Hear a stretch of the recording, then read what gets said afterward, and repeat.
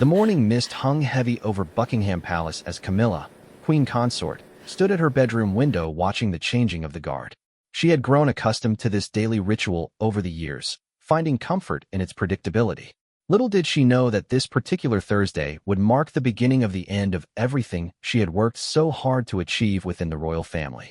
King Charles sat in his private study, surrounded by stacks of papers and official documents.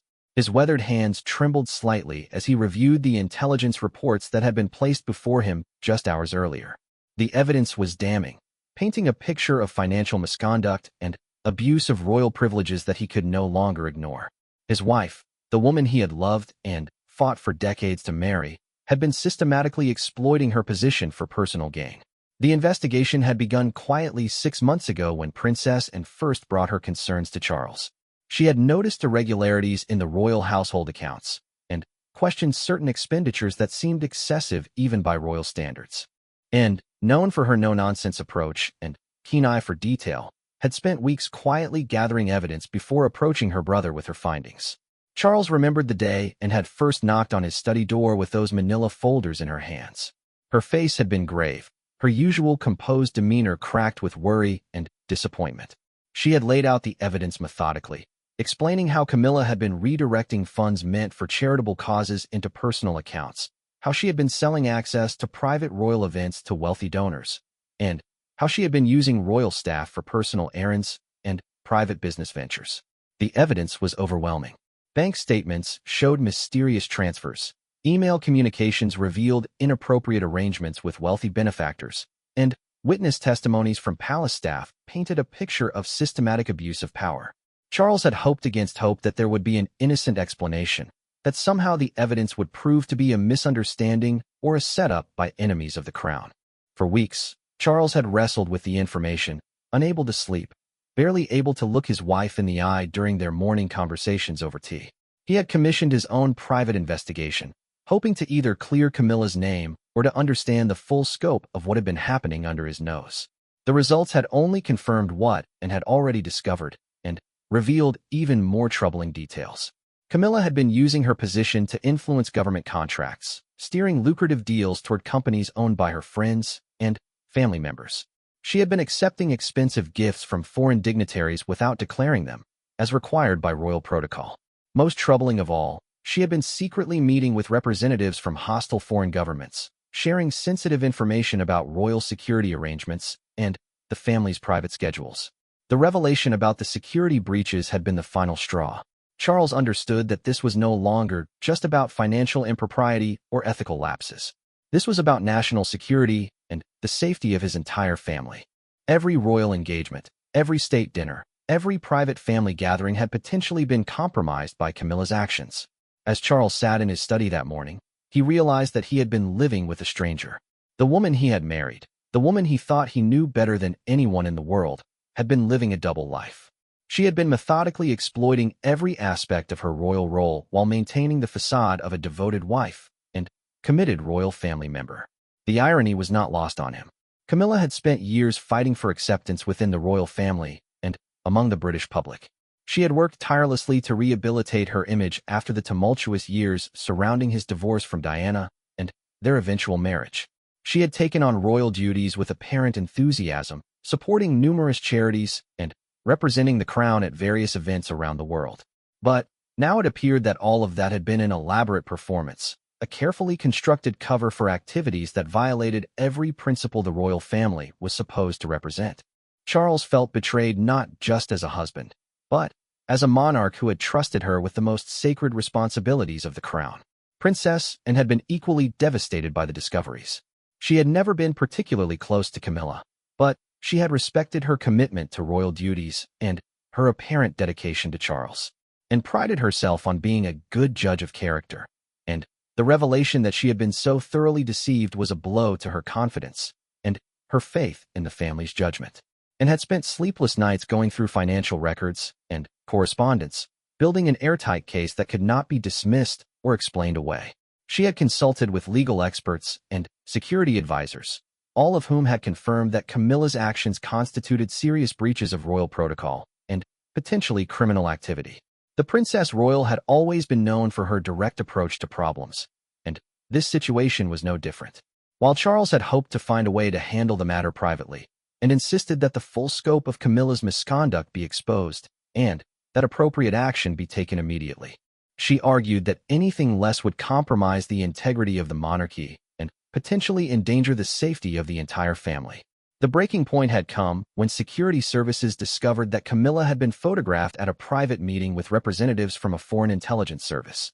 The meeting had taken place at a seemingly innocent charity event, but telephoto lens surveillance had captured images of documents being exchanged and what appeared to be a substantial payment being made. Charles had stared at those photographs for hours, trying to find an innocent explanation for what he was seeing. But there was no denying the evidence. His wife, the Queen Consort, had been selling state secrets to foreign agents. The betrayal was complete and unforgivable. That morning, as Charles prepared for what would be the most difficult conversation of his life, he reflected on the journey that had brought them to this point. He thought about their early relationship, the years of scandal and public scrutiny, their eventual marriage, and Camilla's gradual acceptance into the royal fold. All of it now seemed tainted by the knowledge of her secret activities. Meanwhile, Camilla was preparing for what she thought would be a routine day of royal engagements. She had a charity luncheon in the afternoon, followed by a meeting with representatives from several organizations she patronized. She had no idea that her carefully constructed world was about to collapse around her. As she selected her jewelry for the day, Camilla felt a sense of satisfaction about how far she had come. From being reviled as the woman who destroyed Charles and Diana's marriage, she had transformed herself into a respected member of the royal family.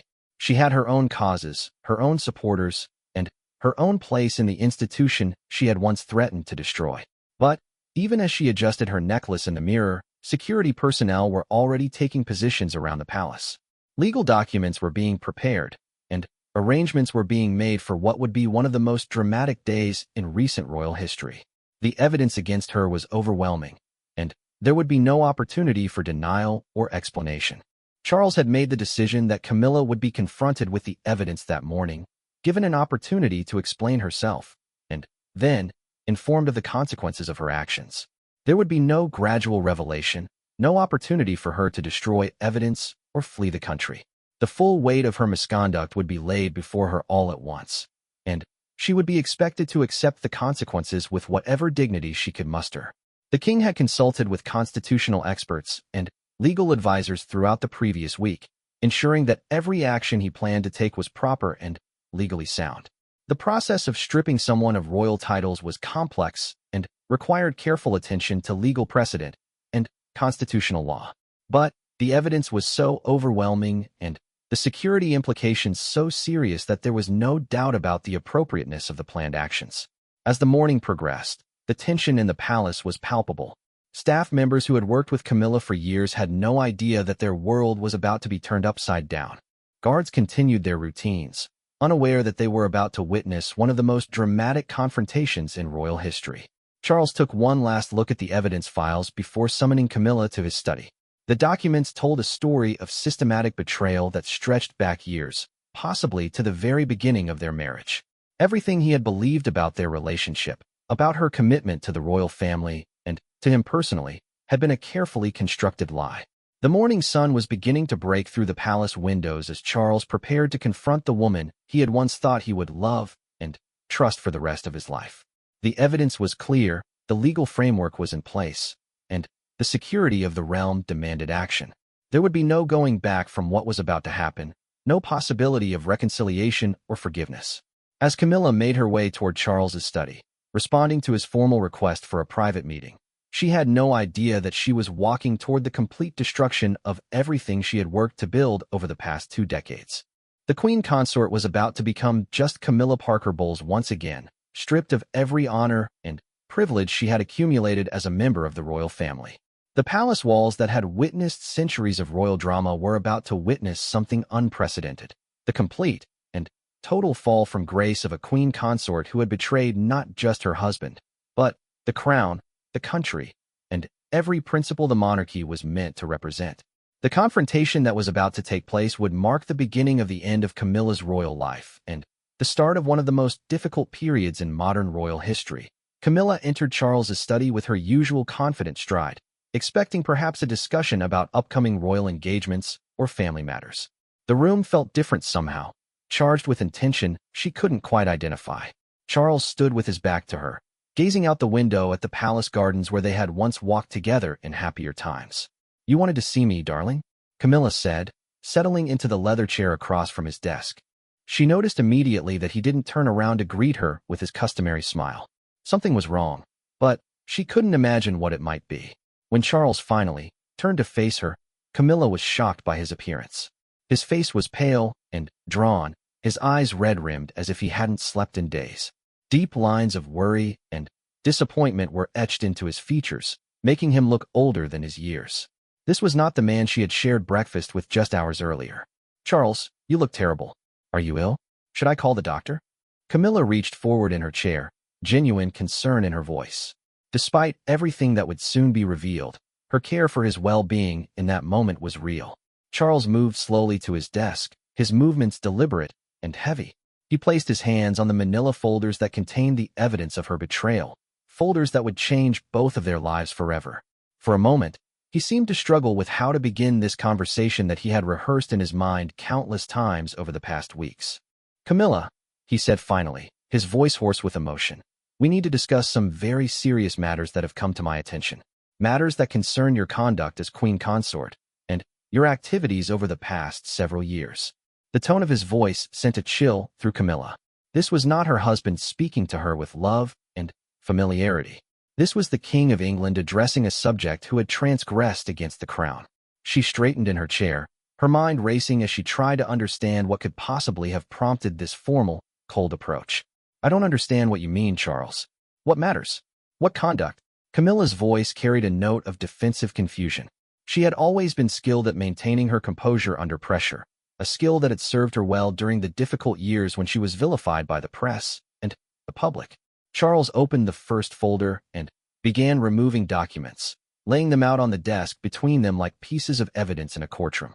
Bank statements, email printouts, photographs, witness testimonies, a comprehensive collection of material that painted an undeniable picture of systematic abuse of her royal position. "These matters," Charles said quietly, gesturing to the documents.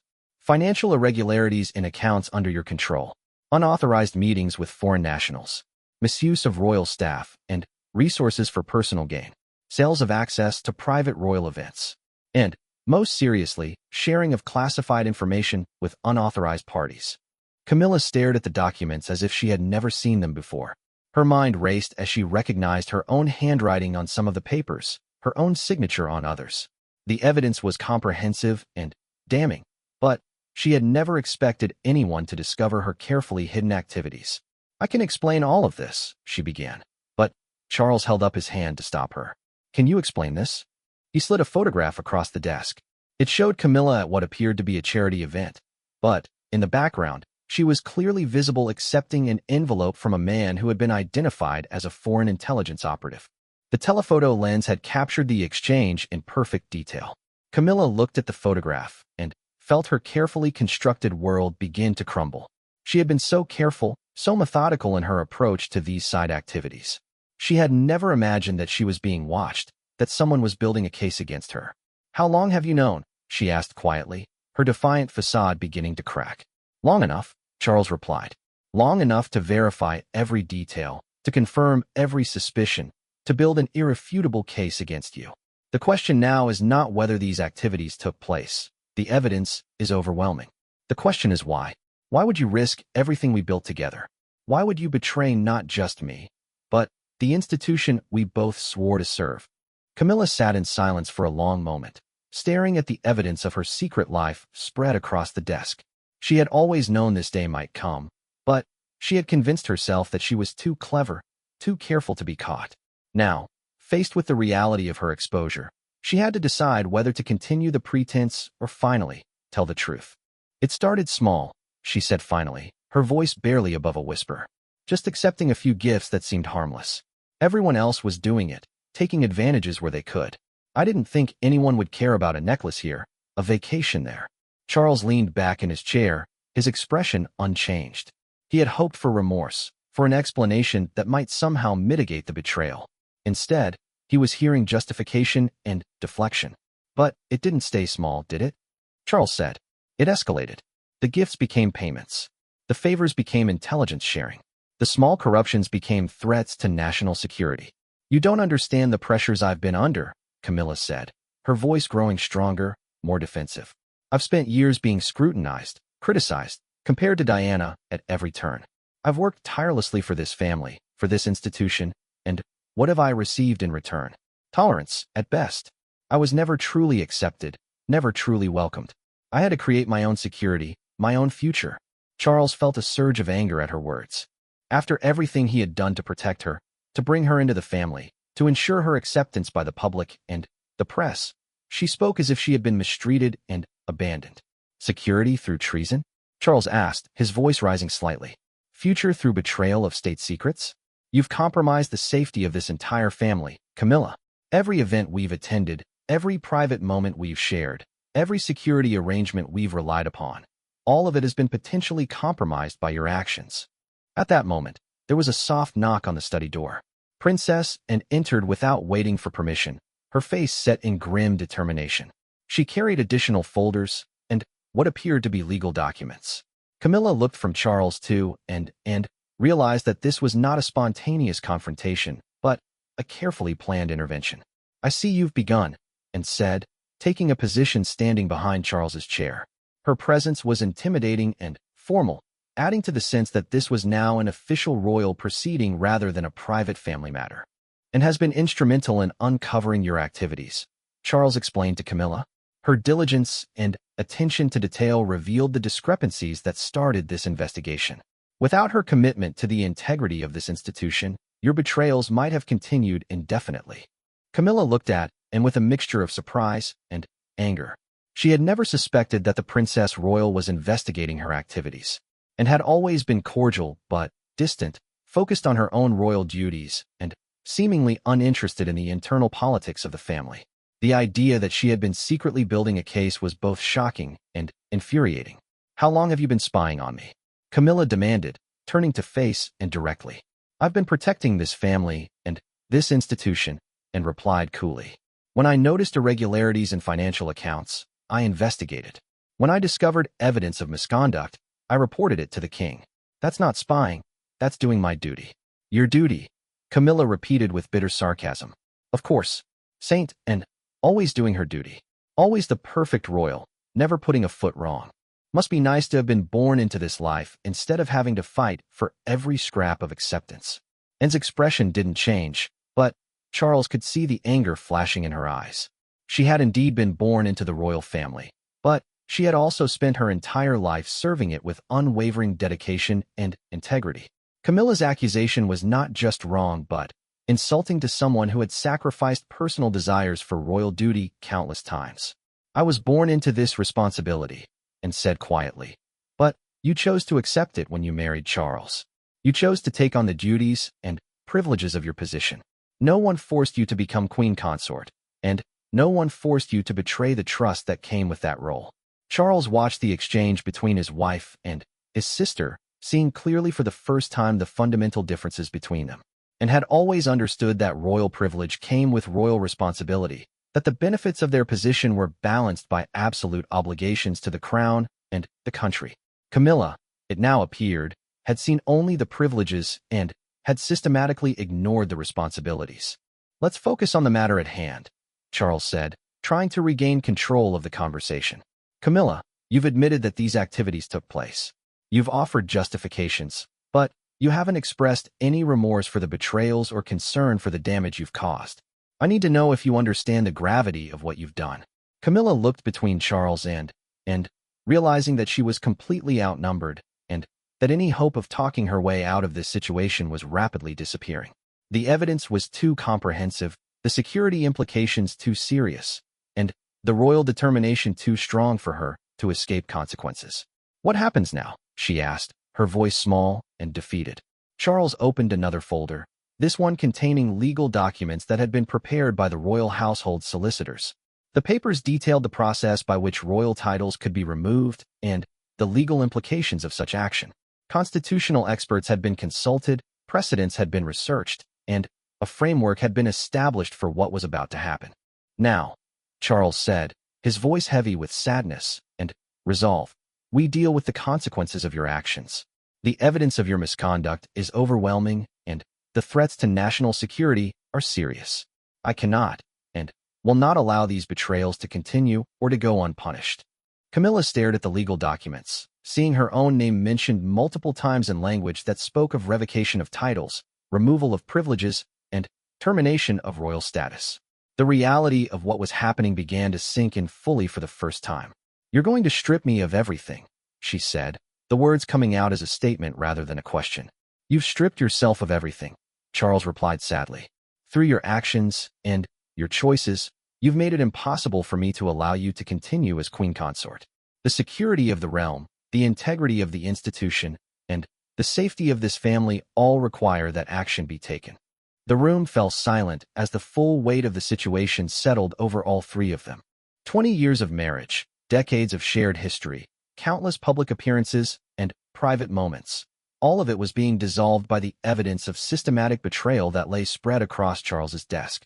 The woman who had fought so hard to become queen consort was about to lose everything she had gained, and there would be no appeal, no second chance, and no forgiveness. The silence in the study stretched for what felt like an eternity. Camilla stared at the legal documents before her, her hands trembling as the full implications of her situation became clear. This was not a warning or a chance for reform. This was the end of her royal life, carefully planned and methodically executed by the people she had thought were her family. "I need time to think," Camilla said finally, her voice barely audible. "This is all happening so fast. Surely we can discuss alternatives, find a way to resolve this privately without destroying everything." Charles shook his head slowly, his expression filled with sadness but also firm resolve. "There is no alternative, Camilla. The evidence of your activities has already been shared with security services and legal authorities. The damage to national security cannot be undone, and the betrayal of trust cannot be overlooked. The decision has been made, Princess, and moved forward and placed another folder on the desk. This one contained detailed security reports that outlined exactly how Camilla's actions had compromised royal safety protocols. There were maps of royal residences that had been photographed by hidden cameras during Camilla's unauthorized meetings, schedules of royal engagements that had been leaked to unknown parties, and security codes that had been shared with foreign operatives. The security implications alone are enough to justify immediate action, and explained, opening the folder to reveal photographs and documents. "Every member of this family, every staff member, every security officer has been put at risk by your activities. We're not just talking about financial misconduct anymore. We're talking about potential threats to lives." Camilla looked at the security reports with growing horror. She had convinced herself that her activities were relatively harmless, that sharing a bit of information or providing access to certain events was a victimless crime that hurt no one. Now she was seeing evidence that her actions had created vulnerabilities that could be exploited by hostile forces with deadly consequences. "I never meant for anyone to be hurt," Camilla whispered, reaching out to touch one of the photographs showing the layout of a royal residence's security systems. I thought it was just business. I never considered that people could be endangered." "But they have been endangered," Charles said firmly. "Every day that your activities continued, the risk to this family and to the people who serve us grew greater. The fact that you didn't intend harm doesn't diminish the reality that you've created serious threats to people's safety." At that moment, there was another knock on the door. This time, it was Sir Edward Hamilton, the king's private secretary, accompanied by two men in dark suits who were clearly security officials. The room suddenly felt very formal and official, as if a family discussion had transformed into a state proceeding.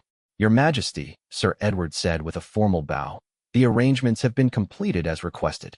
The legal documents are ready for your signature, and security measures are in place for the transition." Charles nodded grimly and turned back to Camilla. "This is your last opportunity to address this situation with whatever dignity you can maintain. You can cooperate with the process that's about to unfold, or you can resist and make things more difficult for everyone involved. But the outcome will be the same regardless of how you choose to respond." Camilla looked around the room at the faces surrounding her. Charles, with his mixture of sadness and determination, and with her cool professionalism and unwavering sense of duty. Sir Edward, with his formal efficiency, and the security officials, with their impassive but watchful expressions. She realized that she was completely alone, with no allies and no escape routes. What exactly are you asking me to do? Camilla asked, her voice steady despite the chaos in her mind.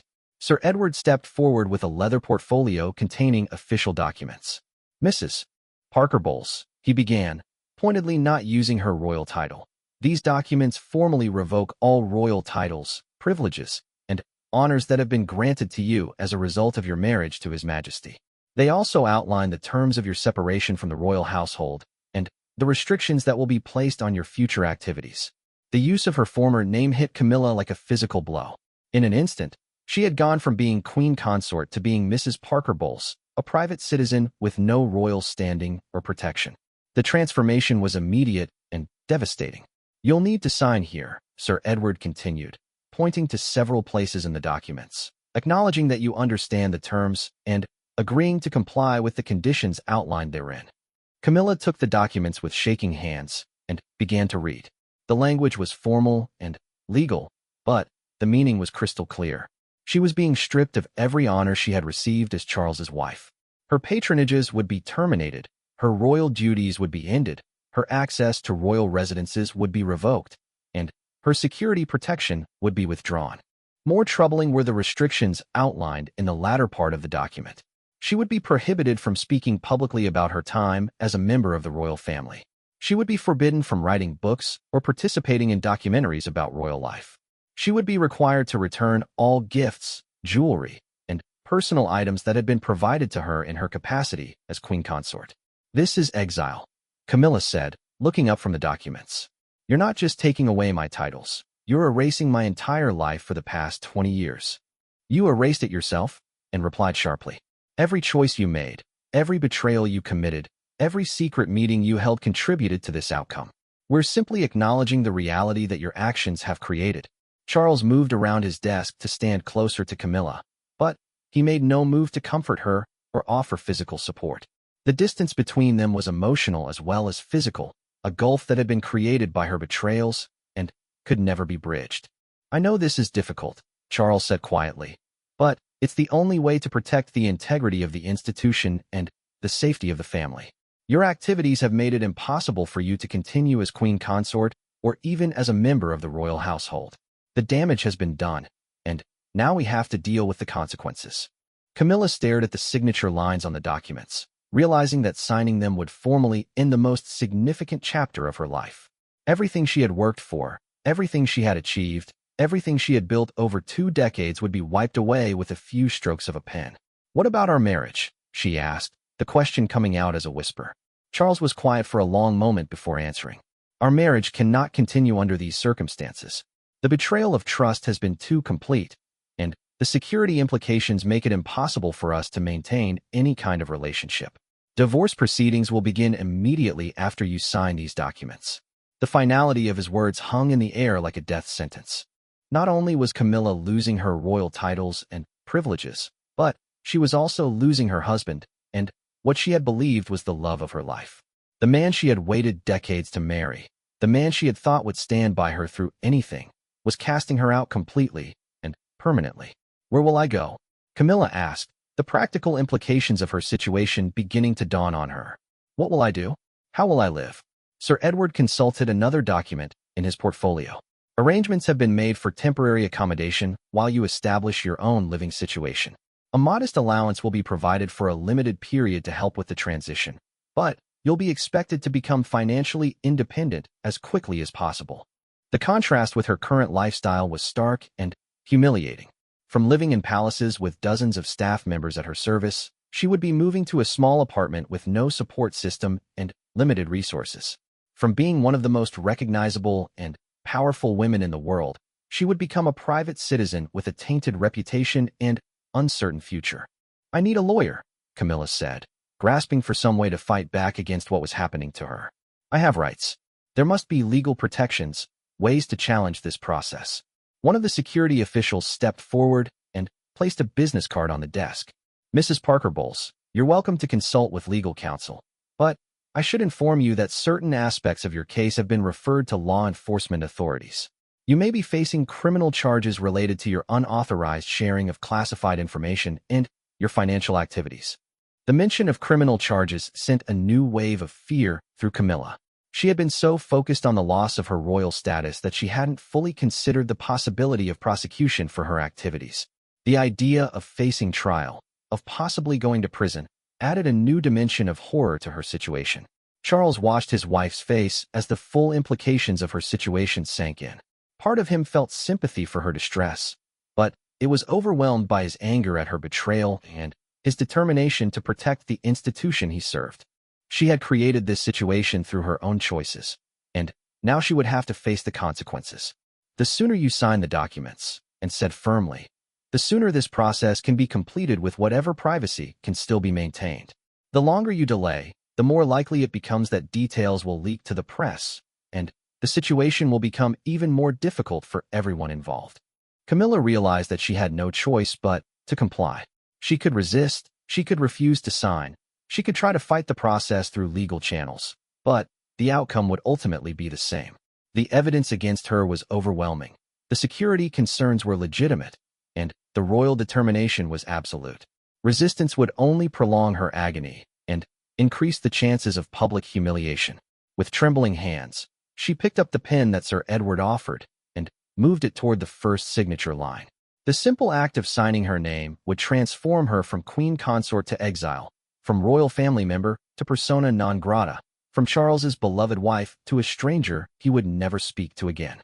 "Once I sign this," she said, looking up at Charles one last time. "There's no going back, is there?" Charles met her gaze for a moment before looking away. "There was no going back from the moment you chose to betray the trust that was placed in you," he said quietly. "This is simply the formal acknowledgement of what your actions have already made inevitable." Camilla signed her name with a flourish that seemed defiant even in defeat, then moved to the next signature line, and the next, formally ending her royal life with each stroke of the pen. The documents that would strip away everything she had gained over 20 years were completed in less than 5 minutes. But the implications would last for the rest of her life. The ink was barely dry on the documents when Sir Edward began gathering them up with efficient, practiced movements. Each signature had sealed Camilla's fate more completely, and now the machinery of royal administration would swing into action to implement her removal from every aspect of royal life with ruthless thoroughness. "The transition will begin immediately," Sir Edward announced, consulting his watch. "Mrs. Parker Bowles, you have 2 hours to gather personal belongings from your private apartments. Please understand that all items acquired in your capacity as queen consort must remain with the royal household. Only personal effects that clearly predate your royal status may be taken with you." Camilla stared at him in shock. 2 hours to pack up 20 years of her life seemed impossibly cruel, even given the circumstances. She thought of her clothes, her books, her photographs, her jewelry, items that had become part of her identity as a royal family member, but which now had to be sorted into what belonged to her personally and what belonged to the crown. 2 hours, she repeated, her voice rising with panic. "That's not enough time. I need to think about what I'm doing, what I'm taking. Some of these decisions require careful consideration." Princess, and stepped forward, her expression unsympathetic. "The time for careful consideration ended when you decided to betray state secrets for personal gain. You'll have staff assistants to help with the sorting process, but the timeline is not negotiable. Every moment you remain in this residence is a security risk that cannot be tolerated." The reality of her situation was becoming clearer by the minute. This was not just about losing titles and privileges. This was about being treated as a security threat to the very family she had been part of for 2 decades. The people who had once protected her were now protecting themselves from her, and she had become the danger that needed to be neutralized. Charles watched his wife's growing distress with conflicted emotions. The man who had loved her wanted to comfort her and find some way to make this process less painful.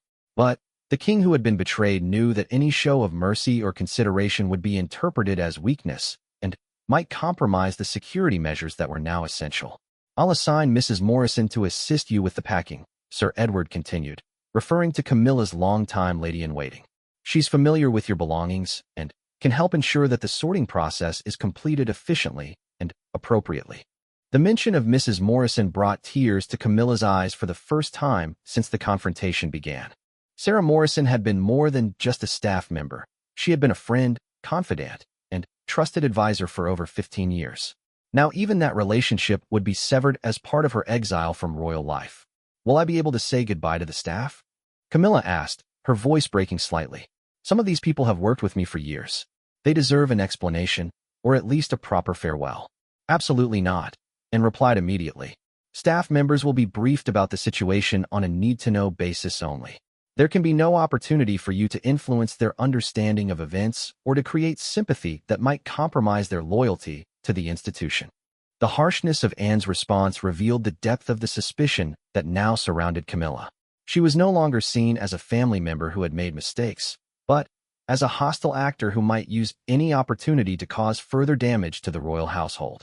Every interaction had to be controlled and monitored to prevent additional security breaches. Charles stood up from his desk, and Camilla realized that their conversation was over. There would be no private moment between husband and wife, no opportunity for personal words or emotional closure. Their marriage was ending as formally and coldly as a business transaction, with lawyers and officials managing every detail. I'll have my security detail escort you to your apartments now, Charles said, his voice carefully neutral. The process will be supervised to ensure that appropriate protocols are followed and that all royal property is properly identified and retained. Camilla stood slowly, her legs unsteady beneath her. The familiar study where she had shared countless conversations with Charles now felt foreign and hostile. Even the furniture seemed to belong to someone else, part of a world she no longer had any claim to or connection with. Charles, she said, reaching out toward him with one hand. Please, after everything we've been through together, after all the years we've shared, can't we at least have a moment to talk privately? Can't we find some way to end this with a little dignity and humanity? Charles looked at her outstretched hand, but made no move to take it. The security officials had made it clear that any private conversation could be seen as an opportunity for her to compromise him further, to extract information or make emotional appeals that might weaken his resolve. The king could not afford to show any sign of weakness or continued attachment. There's nothing left to say, Charles replied quietly. Your actions have spoken more clearly than any words could. The relationship we had was built on trust that you systematically violated. The person I thought I married apparently never existed. The finality in his voice was devastating. Camilla had hoped that somewhere beneath the official anger and disappointment, her husband still existed. She had believed that the love they had shared for so many years might provide some foundation for forgiveness or at least understanding. Now she saw that Charles the King had completely replaced Charles the husband, and there was no trace left of the man who had once loved her.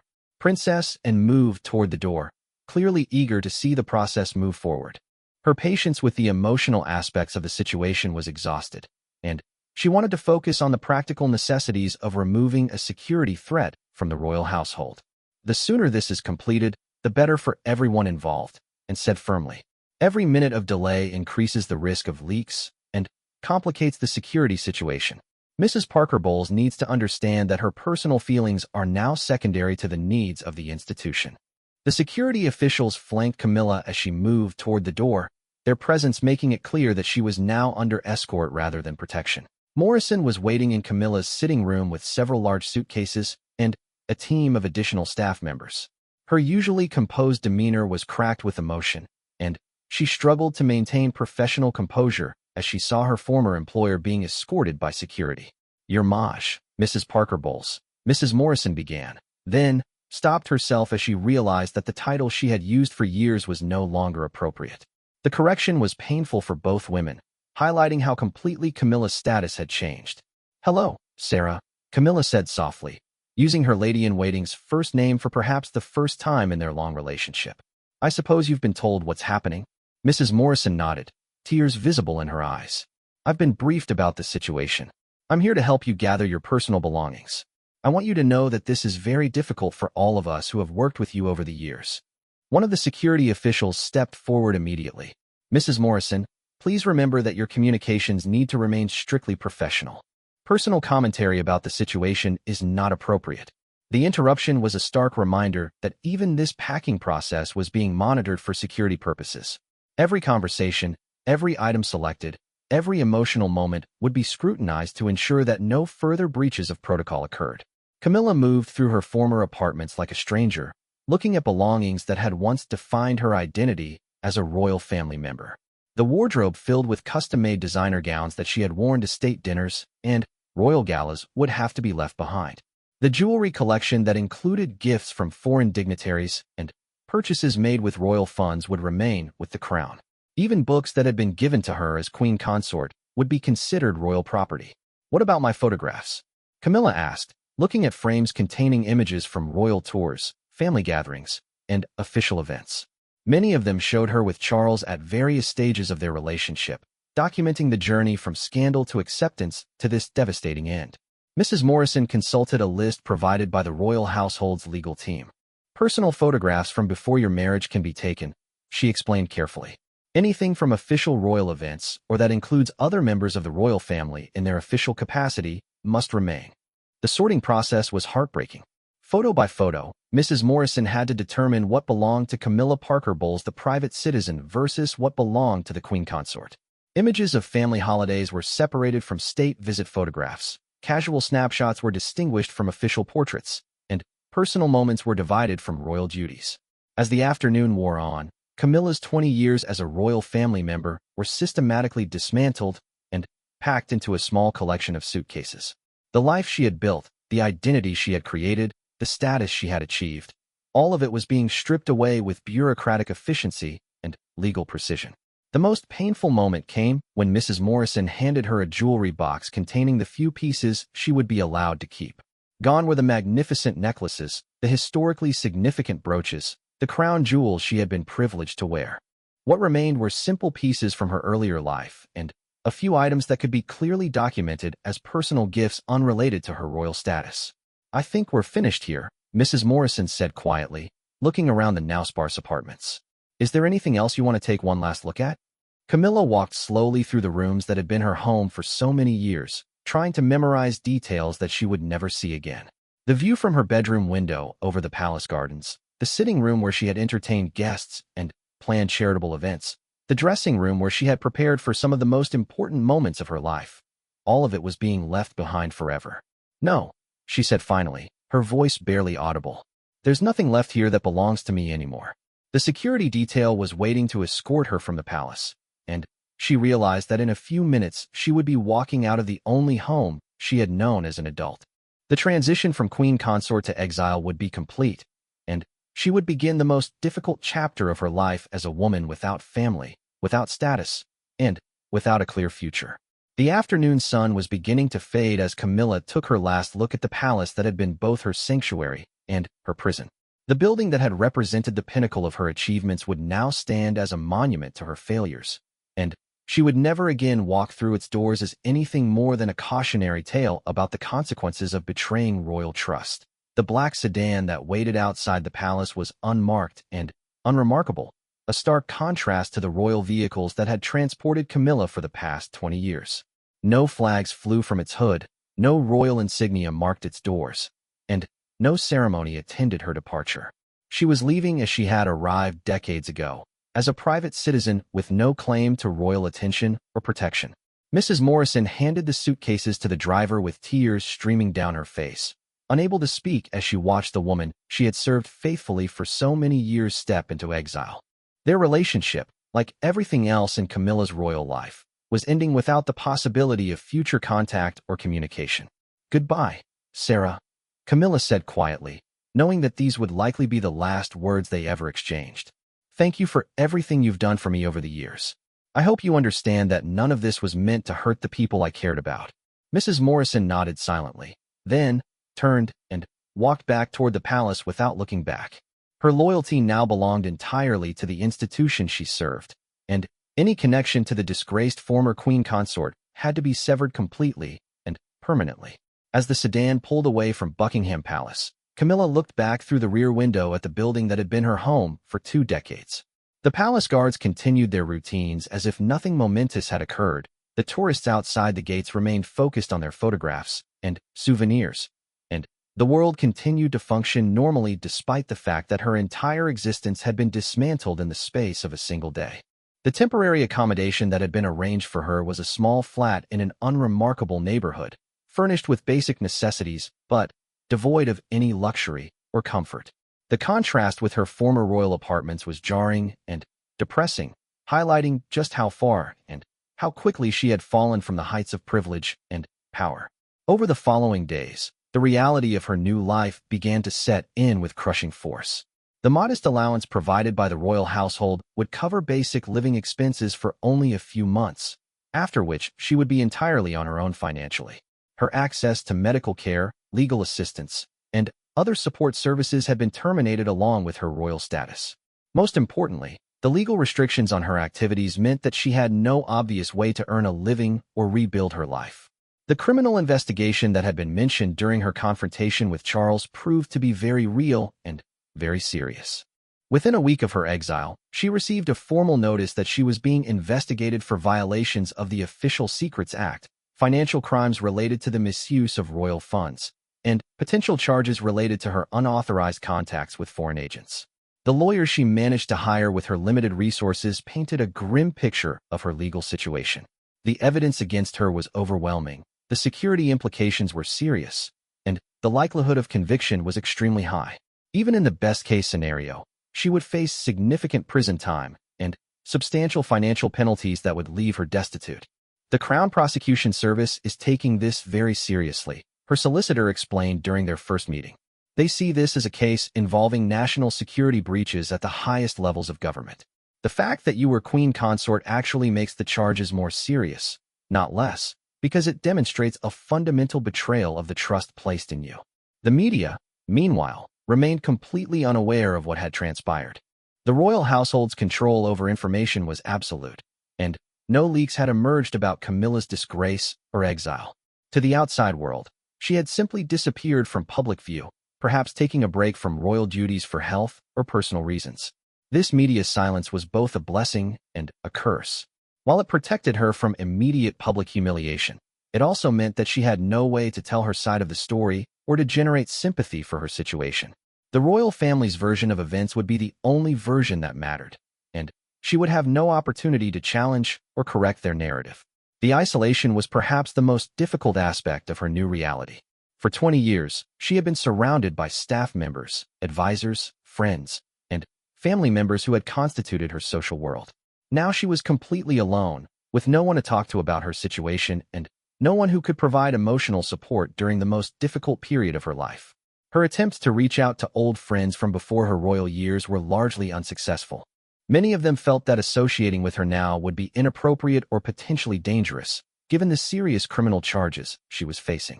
Others simply didn't know how to respond to someone who had fallen so far and so publicly from such great heights. The few people who did agree to see her were shocked by her transformation. The confident, polished woman who had been Queen Consort had been replaced by someone who appeared broken and defeated. Her carefully maintained appearance had deteriorated, her famous composure had cracked completely, and her sense of purpose and identity had been shattered by the loss of everything that had defined her adult life. 3 months after her exile, Camilla received notice that the criminal proceedings against her would begin within weeks. The charges were extensive and serious, including multiple counts related to the misuse of royal funds, violations of security protocols, and unauthorized sharing of classified information. If convicted on all counts, she could face up to 20 years in prison. The irony of her situation was not lost on her.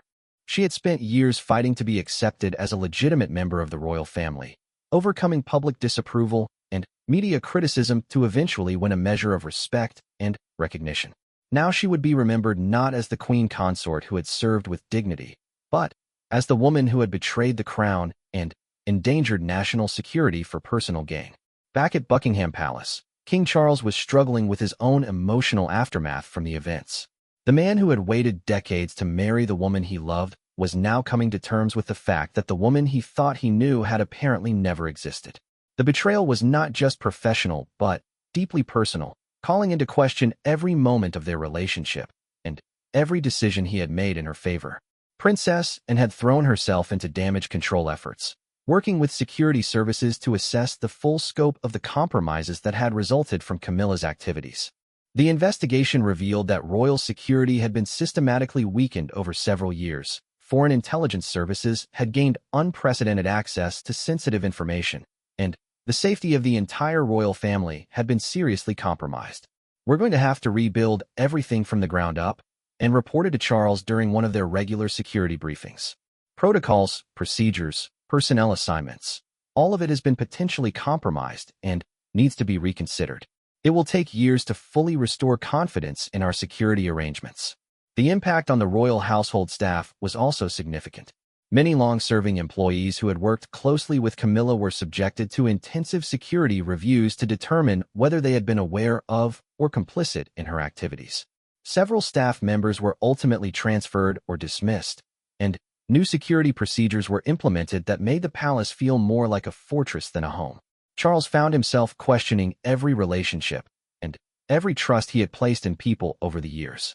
If Camilla had been able to deceive him so completely for so long, how could he be certain that others around him were trustworthy? The paranoia and suspicion that resulted from her betrayal began to affect every aspect of his daily life and his relationships with staff and family members. The official announcement about Camilla's situation came exactly 6 months after her exile, when the criminal charges against her became public knowledge. The palace released a brief statement explaining that Camilla Parker Bowles had been stripped of all royal titles and privileges due to serious misconduct and that criminal proceedings were ongoing. No details were provided about the nature of her activities or the evidence against her. The public reaction was swift and dramatic. The woman who had fought so hard to win acceptance as Charles's wife and eventually as queen consort was now universally reviled as a traitor who had betrayed the trust placed in her.